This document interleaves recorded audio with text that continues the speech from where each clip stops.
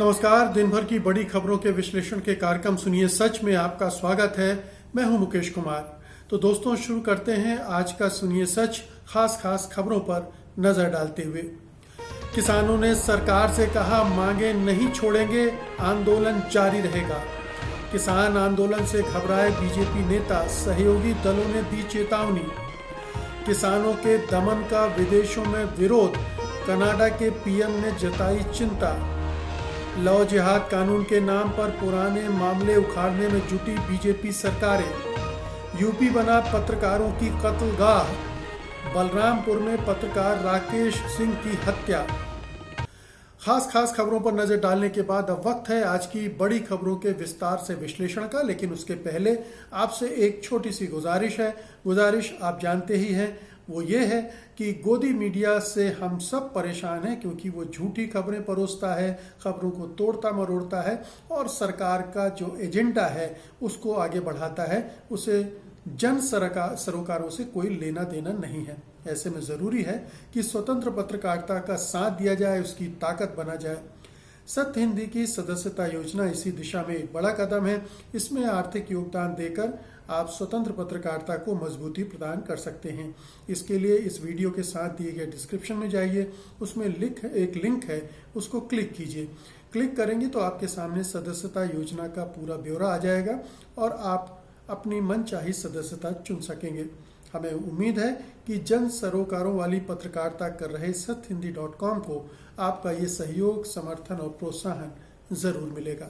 तो आइए अब सिलसिला शुरू करते हैं आज की बड़ी खबरों के विश्लेषण का। सबसे पहले लेते हैं आज की सबसे अहम खबर। किसानों और सरकार के बीच आज हुई बातचीत बेनतीजा रही। बैठक के दौरान केंद्रीय कृषि मंत्री ने कहा कि वो इस मसले के समाधान के लिए एक समिति बनाने का प्रस्ताव रखते हैं, लेकिन किसानों ने उसे नामंजूर कर दिया है। किसानों का कहना है कि सरकार बस इस मामले को उलझाए रखना चाहती है, समाधान निकालना नहीं चाहती है। बैठक में किसानों ने कहा कि समिति बनाने का समय निकल चुका है। जब कानून बनाए थे उस वक्त हमसे चर्चा क्यों नहीं की गई। किसानों ने साफ कह दिया कि सरकार इन कानूनों को रद्द करे और एमएसपी को लीगल करे, कानूनी करे। वो सरकार द्वारा किए जा रहे इस भले को स्वीकार नहीं करते हैं। कोई भलाई करने की बात सरकार ने कही तो बोला आप हमारा भला मत कीजिए। इसके साथ ही किसानों ने कहा कि जब तक मांगे नहीं मानी जाती है आंदोलन जारी रहेगा। इस बैठक में 35 किसान संगठनों के प्रतिनिधि सरकार से मिलने पहुंचे थे। सरकार की ओर से बातचीत की अगुवाई कृषि मंत्री नरेंद्र सिंह तोमर ने की। पहले राजनाथ सिंह को बातचीत का नेतृत्व सौंपने की बात कही गई थी, लेकिन वो बैठक में नहीं पहुंचे। इसके अलावा अमित शाह भी नहीं बैठक में शामिल हुए। कृषि मंत्री के साथ पीयूष गोयल और सोम प्रकाश रहे। अब कहा जा रहा है कि 3 दिसंबर को एक बार फिर से बातचीत होगी। तो पहले ही अंदाजा था कि सरकार किसानों की मांग मानने के लिए तो तैयार है नहीं, क्योंकि प्रधानमंत्री, गृह मंत्री और तमाम मंत्री एक ही सुर में कह रहे थे कि सारे कानून अच्छे हैं, सारे किसानों का भला हो जाएगा, इस कानून से कृषि में क्रांति आ जाएगी वगैरह वगैरह। लेकिन किसान समझ रहे हैं कि इन कानूनों का उन पर क्या असर पड़ रहा है, इसलिए वो अपनी मांगों पर डटे रहे। केंद्र सरकार ने, जो नरेंद्र सिंह तोमर के नेतृत्व में आज मीटिंग कर रही थे, किसानों को फिर से समझाने की कोशिश की प्रेजेंटेशन वगैरह के जरिए कि ये सारे कानून आपके हित में हैं। लेकिन किसान बखूबी जानते थे, इसलिए उन्होंने इस कहना चाहिए कि झांसे में सरकार के नहीं आए और उन्होंने कहा कि हमारी मांगे ज्यों की त्यों हैं, हम कानून वापसी चाहते हैं और वो आपको करनी पड़ेगी। कमेटी बनाने का प्रस्ताव उन्होंने खारिज कर दिया और अब आंदोलन जारी रखने का भी उनका निश्चय अपनी जगह पर बना हुआ है। तो आंदोलन चलता रहेगा। 3 दिसंबर को दोबारा मीटिंग होगी। लेकिन एक बात साफ है, सरकार बातचीत में उलझा रही है इस मामले को। वो इसका फैसला करने की इच्छा शक्ति उसमें नहीं है। वो किसानों की मांगे नहीं मानना चाहती है। किसानों को अपनी मांगे, अपनी जो सोच है उन पर थोपना चाहती है। ऐसी स्थिति में ये जो बातचीत का दौर है हो सकता है लंबा चले, हो सकता है कि 3 दिसंबर को ये बातचीत टूट भी जाए, क्योंकि सरकार एडमेंट है, वो उसके रवैये में लचीलापन नहीं है, वो कानूनों में बदलाव के लिए तैयार नहीं है। इसलिए मान के चलिए कि समाधान जल्दी नहीं निकलना है। 1-2 दौर की बातचीत में तो बहुत कम गुंजाइश है कि इस तरह की चीज़ें होंगी। वैसे भी जब ये तय होगा कि राजनाथ सिंह इस बातचीत में नहीं शामिल होंगे, तो ये समझ में आ जाना चाहिए कि सरकार अभी इन बातचीत को बहुत निचले स्तर पर रख रही है। अन्यथा अगर बहुत गंभीर होती तो तुरंत राजनाथ सिंह को इसमें शामिल करने का जो फैसला किया गया था उस पर अमल किया जाता, ताकि एक बड़े कद के नेता के जरिए इस मसले को सुलझाने की कोशिश होती और उसमें गंभीरता दिखलाई पड़ती। तो सरकार भी बहुत ही कहना चाहिए चालाकी से अपनी गोटियां चल रही है, लेकिन किसान भी उसके खेल को, उसके दांव को, उसकी चालबाजियों को समझ रहे हैं और उसी तरह से रिएक्ट कर रहे हैं। और ये उन्हें अपनी मांगों पर अडिग रहना आता है, वो लंबी तैयारी के साथ आए हैं और अभी किसानों के आने का सिलसिला जारी है। लाखों किसान अभी रास्ते में हैं और दिल्ली की तरफ बढ़ रहे हैं। दिल्ली की 5 जो एंट्री गेट हैं वो दिल्ली पुलिस ने बंद कर दिए हैं और हर जगह पर अब वो किसान तैनात हो गए हैं। लेकिन उनका भी जो धैर्य है कब तक वो कायम रखते हैं देखना है। कब वो दिल्ली में घुसने का फैसला करते हैं और फिर उसके बाद एक नए टकराव का सिलसिला भी शुरू हो सकता है। ये सरकार को ध्यान रखना चाहिए। वैसे सरकार पर राष्ट्रीय, क्षेत्रीय और अंतर्राष्ट्रीय हर स्तर पर दबाव बनने लगा है और ये दबाव कहीं ना कहीं सरकार को झुकने के लिए मजबूर भी कर सकता है, कुछ ना कुछ रियायतें देने के लिए उसे धकेल सकता है। तो इंतजार करना चाहिए उस समय का जब ये सब होता हम देखेंगे। अगली खबर का रुख करते हैं। किसान आंदोलन ने बीजेपी के लिए मुश्किलें खड़ी कर दी हैं। एक तरफ उसके सहयोगी साथ छोड़ने की बात करने लगे हैं, तो दूसरी ओर उसके नेताओं को जनाधार खिसकने का डर सताने लगा है। बीजेपी के पुरानी सहयोगी रहे शिरोमणि अकाली दल पहले ही बीजेपी से अलग हो चुका है, मगर अब दूसरे सहयोगियों से भी दबाव पड़ना शुरू हो गया है। राजस्थान में एनडीए के सहयोगी दल आरएलपी ने भी बीजेपी को चेताया है। नागौर से सांसद बेनीवाल किसान आंदोलन के कारण अपनी सियासी जमीन को खतरा देख रहे हैं। उन्होंने शाह को पत्र लिखकर कहा है कि इन तीनों नए कृषि कानूनों को तुरंत वापस लिया जाए, वरना उनकी पार्टी एनडीए में बने रहने पर पुनर्विचार करेगी। इसके अलावा हरियाणा में बीजेपी सरकार में शामिल जेजेपी ने भी कहा है कि केंद्र सरकार को एमएसपी के मामले में किसानों को लिखित आश्वासन देने में कोई दिक्कत नहीं होनी चाहिए। हरियाणा और पंजाब के किसानों के विरोध प्रदर्शन के कारण हरियाणा सरकार में शामिल जीजेपी पर बहुत दबाव है। यहाँ की बीजेपी इकाई में भी खलबली मची हुई है।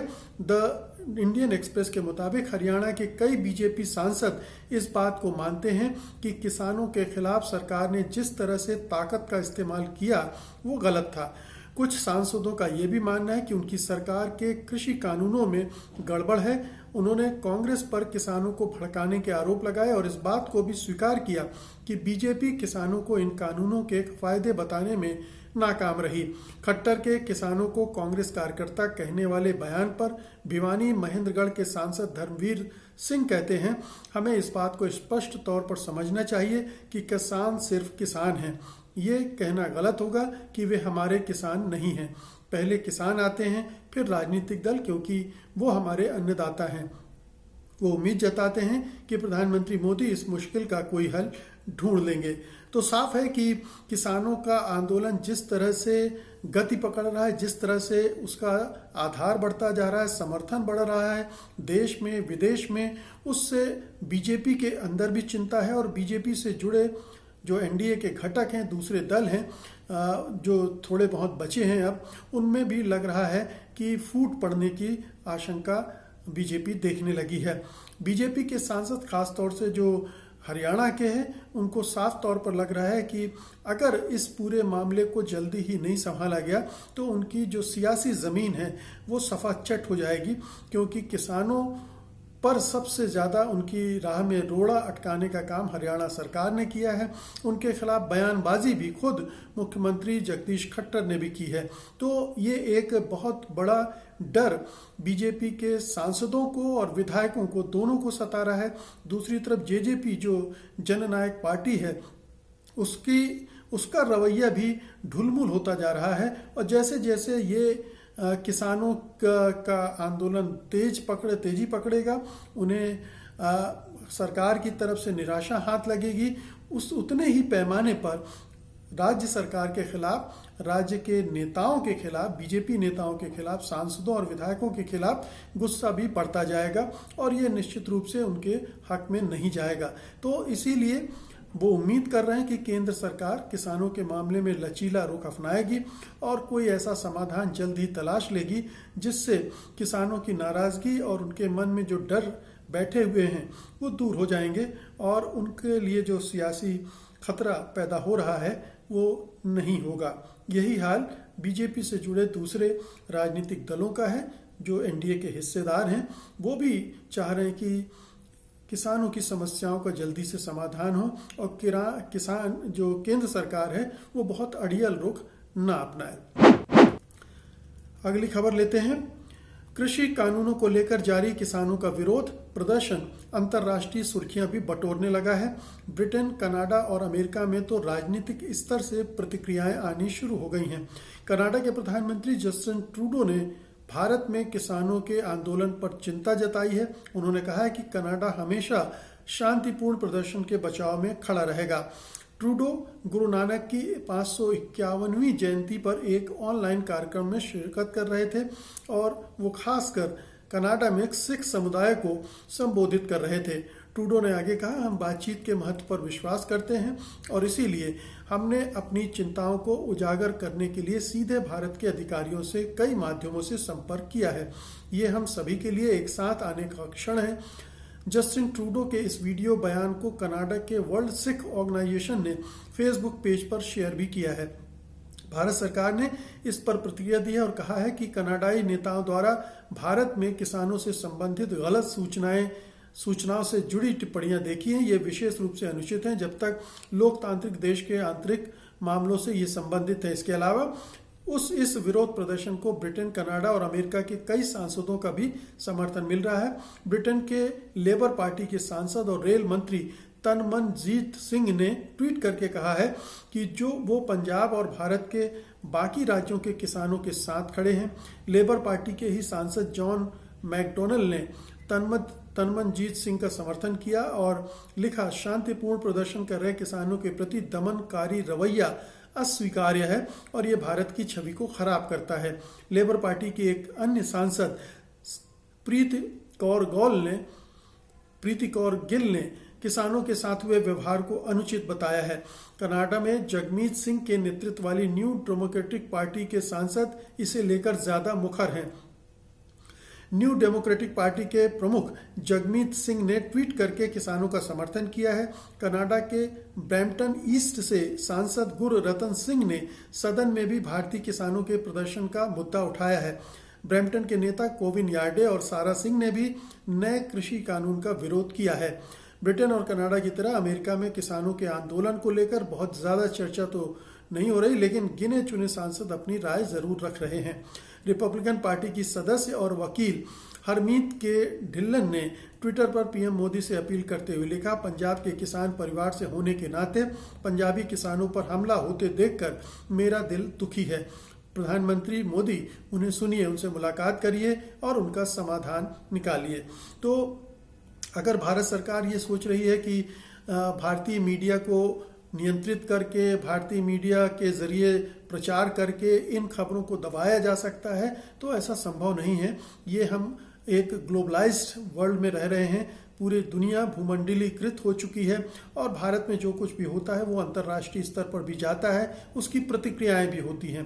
भारत सरकार भले ही उन्हें नज़रअंदाज करे, उन्हें खारिज करे, लेकिन उनका असर विश्व जनमत पर पड़ता है और पूरी दुनिया देख रही है कि किसानों ने किस तरह से बाधाएं पार करते हुए दिल्ली की सीमा तक वो पहुंचे हैं। उनके लिए रास्तों में उनके साथ किस तरह से व्यवहार किया गया, वाटर कैनन से लेकर लाठियों तक का के प्रहार उन्हें झेलने पड़े हैं।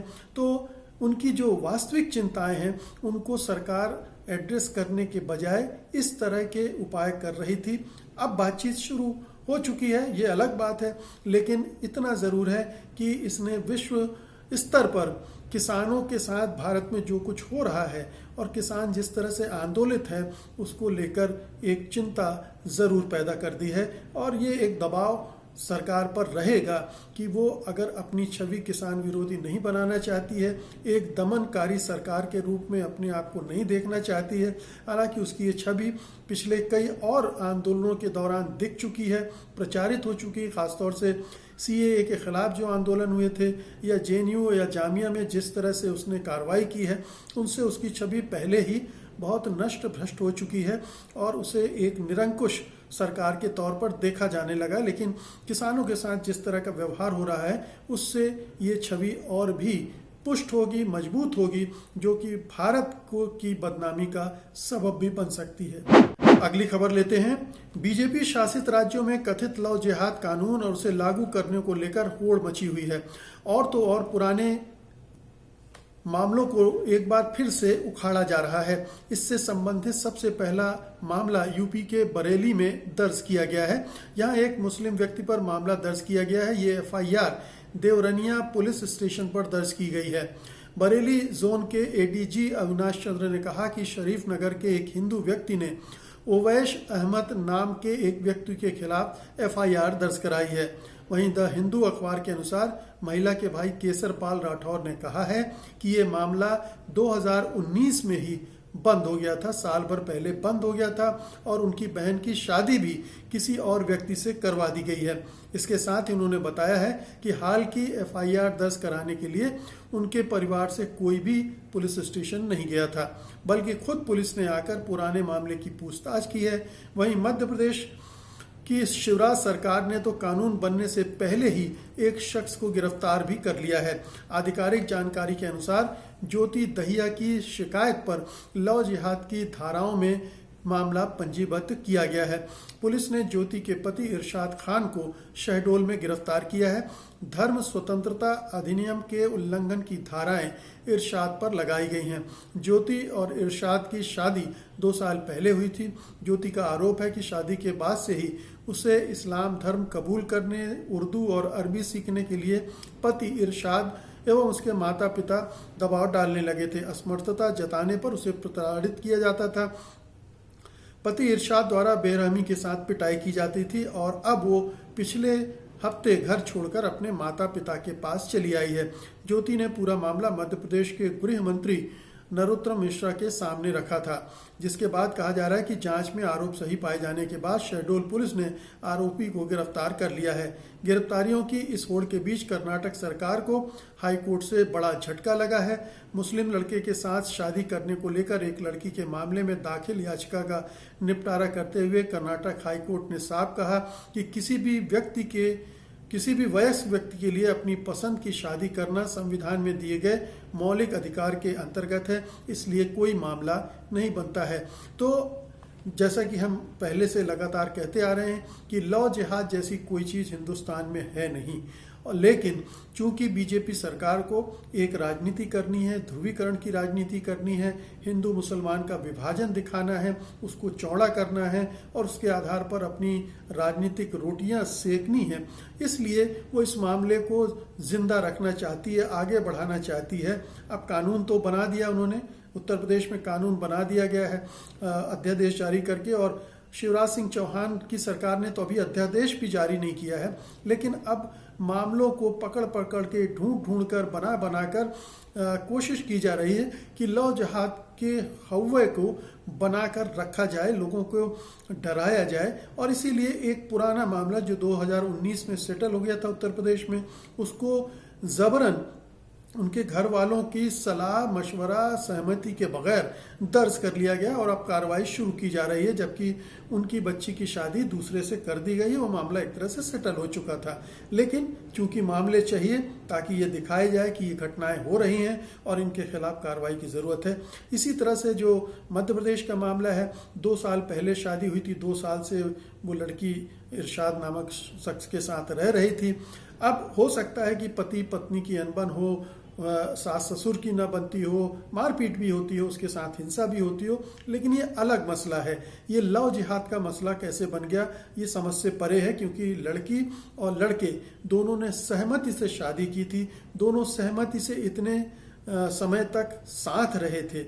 अब अनबन तो किसी भी फैमिली में हो सकती है, किसी भी पति पत्नी के बीच हो सकती है, और घरेलू हिंसा हमारे घर घर में पूरे हिंदुस्तान में, चाहे हिंदू हो, चाहे मुसलमान हो, चाहे किसी धर्म के हो, उनमें हर जगह देखी जाती है। तो ये घरेलू हिंसा, डोमेस्टिक वायलेंस का मसला ज़रूर बनता है, लेकिन इसमें लव जिहाद कहाँ से आ गया? ये तो नरोत्तम मिश्रा की मनगढ़ंत खबरें हैं, मनगढ़ंत इशू हैं, और शिवराज सिंह चौहान भी ये उत्तर प्रदेश की लाइन पर चल रहे हैं, योगी महाराज की लाइन को लेकर आगे बढ़ रहे हैं। तो इस तरह से मामले बनाए जा रहे हैं, गढ़े जा रहे हैं, गड़े मुर्दे उखाड़े जा रहे हैं, ताकि हिंदुओं के दिमाग में लव जिहाद का हवा बढ़ता चला जाए, बना कर रखा जाए, और आने वाले चुनाव में उसको अच्छी तरह से भुनाया जाए। अगली खबर लेते हैं। उत्तर प्रदेश में पत्रकारों पर हमले जारी हैं। बलरामपुर जिले में पत्रकार राकेश सिंह उर्फ निर्भीक को अल्कोहल युक्त हैंड सैनिटाइजर डालकर जला दिया गया, जिसके बाद उनकी मौत हो गई। घटना 27 नवंबर की है। पुलिस ने इस मामले में गांव के प्रधान सहित 3 लोगों को गिरफ्तार किया है। पत्रकार ने मृत्यु पूर्व अस्पताल में दिए बयान में बताया था कि वे स्थानीय ग्राम प्रधान और उसके बेटे के भ्रष्टाचार के खिलाफ लिख रहे थे। पुलिस ने बताया कि रंजिश के चलते आरोपी उनके घर पर बातचीत के बहाने गए और उन्हें शराब पिलाकर वारदात को अंजाम दिया। उन्होंने बताया कि मकान को जलाने में अल्कोहल युक्त सैनिटाइजर का इस्तेमाल किया गया था, जिससे हत्या की वारदात को दुर्घटना के रूप में प्रस्तुत किया जा सके। बता दें, इससे पहले बलिया जिले में सहारा समय न्यूज़ चैनल के संवाददाता रतन सिंह को बदमाशों ने दौड़ाकर लाठी डंडों से पीटा और फिर सिर में 3 गोलियां मारकर हत्या कर दी थी। जुलाई में गाजियाबाद में बदमाशों से अपनी भतीजियों के साथ छेड़खानी का विरोध करने पर पत्रकार विक्रम जोशी और उन्नाव में भूमाफियों के खिलाफ अभियान चलाने पर जून में पत्रकार शुभम तिवारी की हत्या कर दी गई थी। तो पूरे देश भर में सबसे ज़्यादा पत्रकारों का कहीं दमन, उत्पीड़न या हत्याएं हो रही हैं तो ये उत्तर प्रदेश है। उत्तर प्रदेश में योगी आदित्यनाथ का जंगल राज कायम है। लगातार आपराधिक गतिविधियां बढ़ रही हैं और उसमें पत्रकार भी टारगेट किए जा रहे हैं, उन पर भी निशाने साधे जा रहे हैं। सरकार की तरफ से किसी तरह का कोई प्रोटेक्शन नहीं मिल रहा, किसी तरह की ऐसी कार्रवाई अभी तक होते नहीं दिखी है जिससे पत्रकार बिरादरी आश्वस्त हो सके कि वो अपना काम निर्भीक होके, निश्चिंत होके कर सकेगी। तो ये एक तरह से माना जाना चाहिए कि जो उत्तर प्रदेश की सरकार है उसकी सहमति से हो रहा है, वो ऐसा होने देना चाहती है। वो पत्रकार बिरादरी को आतंकित रखना चाहती है ताकि वो उनके खिलाफ खड़े ना हो सके, उनसे सवाल ना पूछ सके, उनके खिलाफ रिपोर्ट ना कर सके। तो एक आतंक का, भय का माहौल पूरे उत्तर प्रदेश में मीडिया के सामने बन चुका है। मीडिया में अच्छे भी लोग हैं, मीडिया में खराब लोग भी हैं, लेकिन खराब मीडिया से निपटने का तरीका हिंसक नहीं हो सकता, गैर कानूनी नहीं हो सकता है, उसके कानून के जरिए ही उससे निपटना चाहिए। अगर कहीं कोई पत्रकार ब्लैकमेलिंग कर रहा है, गलत खबरें छाप रहा है, तो ये एक अलग मसला है, लेकिन इसका समाधान भी कानून के दायरे में होता है। लेकिन उत्तर प्रदेश में लगातार पत्रकारों की हत्याएं होना, इस पर समाज को चिंतित होना चाहिए, क्योंकि बहुत सारे ऐसे पत्रकार हैं जो ईमानदारी के साथ अपना काम कर रहे हैं, और अगर वो न करें तो आपको सच जानने को कभी मिलेगा नहीं। एकमात्र स्रोत आपके पास यही पत्रकार हैं जो सही जानकारी दे सकते हैं, जहां से मिल सकती है। बाकी सरकार ने सारी जगह पहरे बिठा दिए हैं, सारे मीडिया को गोदी मीडिया में तब्दील कर दिया है। इसलिए आम लोगों को, हमको, आपको भी उनकी हत्याओं पर चिंतित होना चाहिए और आवाज़ बुलंद करना चाहिए। तो दोस्तों, ये थी आज की खास खबरें। उम्मीद है कि आपने इन्हें पसंद करेंगे और लाइक करेंगे और शेयर करेंगे, और जिन्होंने अभी तक satyhindi.com को सब्सक्राइब नहीं किया है वो इस चैनल को तुरंत सब्सक्राइब भी करेंगे। अब मुझे अनुमति दीजिए, कल मैं फिर हाजिर होऊंगा कल की खास खबरों के साथ। तब तक के लिए नमस्कार। सत्य हिंदी के और वीडियोस को देखने के लिए हमारे YouTube चैनल को सब्सक्राइब करें और सीधे नोटिफिकेशन पाने के लिए बेल आइकन दबाएं।